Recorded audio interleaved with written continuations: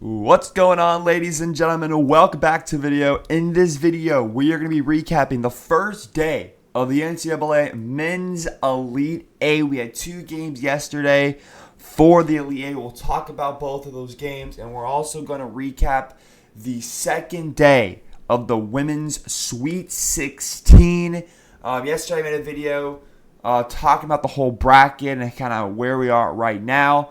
And now I'm going to be doing basically recap videos after every round for women's. So we'll start off with women's. So taking back on Friday, we had the first day of the Sweet 16. We had Notre Dame beat Vanderbilt by 3 points. I did kind of talk about that a little bit yesterday. We had UConn destroy the University of North Carolina. Obviously, we know UConn, one of those dominant women basketball teams, along with like South Carolina. UCLA beats Minnesota in a pretty competitive 1v4 matchup, 80-56. And then you had Duke beat LSU by 2 points in a 3-2 pick'em game in the Sweet 16. So that was the first day of the Sweet 16. That's how those games shaped up. But then you take a look at yesterday. You had Michigan beating Louisville 71-52 there in that matchup. It basically 3v2 pick'em game. If you take a look at the Louisville Cardinals, right? You beat Vermont by 20 points in the first round, something like, right? You beat the 14th seed, you show up, you get your job done. And then you beat Alabama, a 3v6 by 1 point. Louisville, you were favored.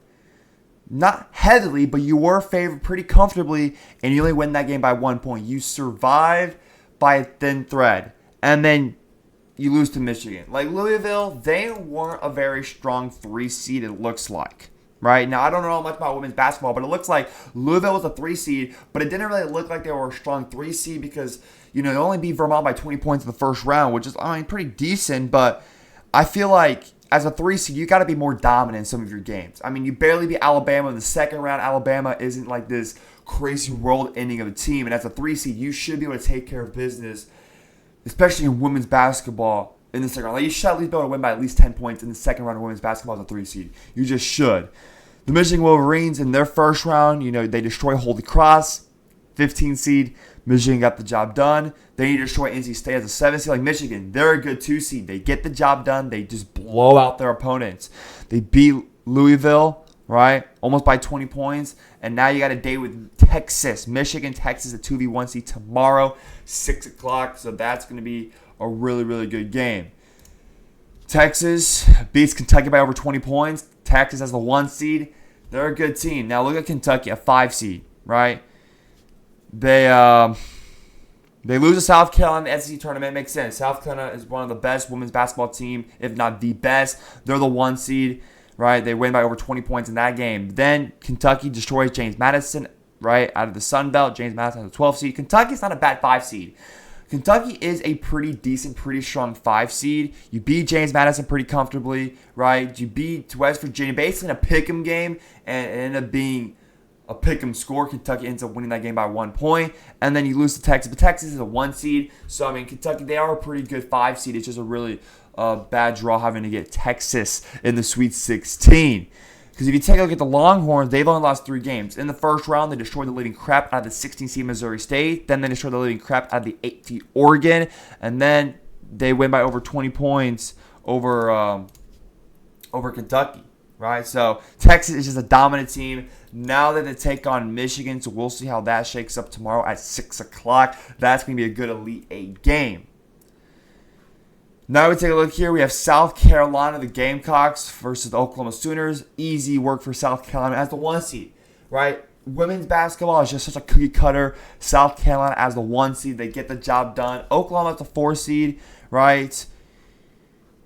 You beat Idaho Vandals by 30 points. Then you beat Michigan State based on a pick'em game, but Oklahoma won by 6 points. And then you place, I mean, the thing is, like, Oklahoma, they were a good team. They were a good 4 seed, but it just really, really sucks when you just have to play the 1 seed in the Sweet 16. That's what happened to Kentucky, and that's what happened to Oklahoma. You just play the most dominant team in the Sweet 16, and you can't really move forward. And then here you had TC, the Horned Frogs, beat the Virginia Cavaliers by 10 points.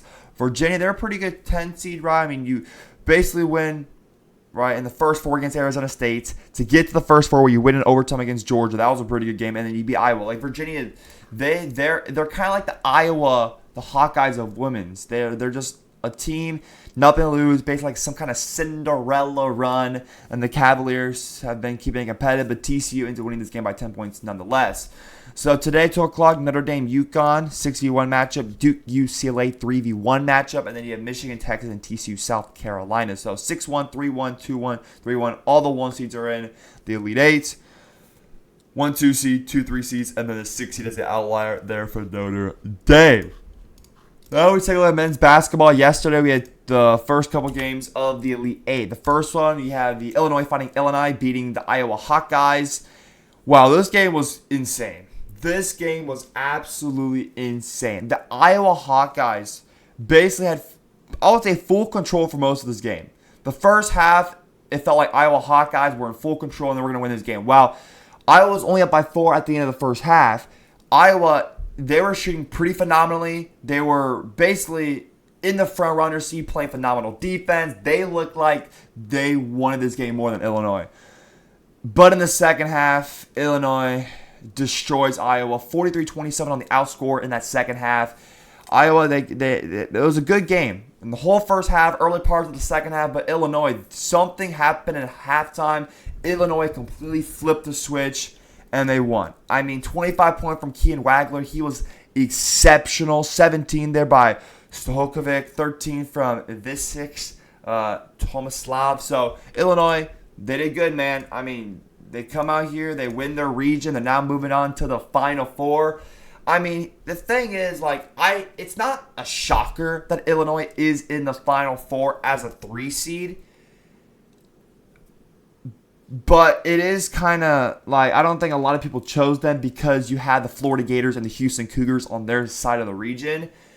But Illinois was definitely like the next team, right? I think, in my opinion, it would have been Houston would have been the highest chance of making the Final Four.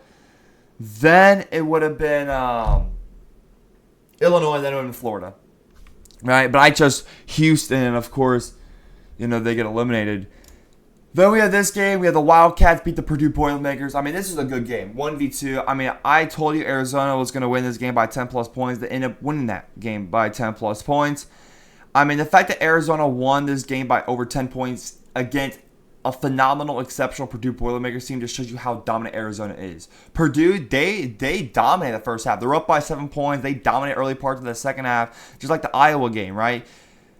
Whoever has that big lead in the first half doesn't really end up winning, right? You have the momentum in the first half. You keep control of the game, and then something happens in the second half. The other team just flips a switch, and they come back and win. Arizona, we know that they have the talent, they have the coaching to just really beat any team, and it shows in that second half where they literally almost doubled Purdue's second half points, and they win this game pretty comfortably against a 2 seed. So Arizona moving on to the Final Four. I mean, they're my pick to win the whole thing. So Illinois and Arizona have already punched their ticket there. Today we got Tennessee, Michigan. I do have Michigan winning that game, and then UConn, Duke. I do have Duke. So I think it'll probably be 3-1 seeds and then a 3 seed in the Final Four. It won't be the 4-1 seeds like last year. It'll be 3-1 seeds and then a 3 seed. That's kind of usually how it is. Usually every year there's always usually 3-1 seeds and then an outlier. Last year was an exception with the 4-1 seeds. But yeah, 3-1 seeds and a 3 seed seems pretty strong. Because in my prediction, I was going to go with the 3. I wasn't going to go with the 3-1. I was going to go with 2-1 seeds, Houston as a 2 seed, and Iowa as a 2. I would have gone in 2-1 seeds and 2 seeds. But all right, 3-1 seeds and a 3 seed. I feel like that's a pretty strong thing. I mean, we'll see. I mean, I think Tennessee has a genuinely good shot at beating Michigan because, I mean, look what Iowa, they made the Elite Eight with just pure hungriness, right? But we'll see. I mean, UConn can still beat Duke. I mean, we might not even get 3-1 seeds and a 3 seed. Well, we might get a 1 seed, a 3 seed, a 6 seed, and a 2. I mean, we might just get only 1 seed. Who knows? I mean, the games today are crazy. I will be live for both of those games, but we'll see.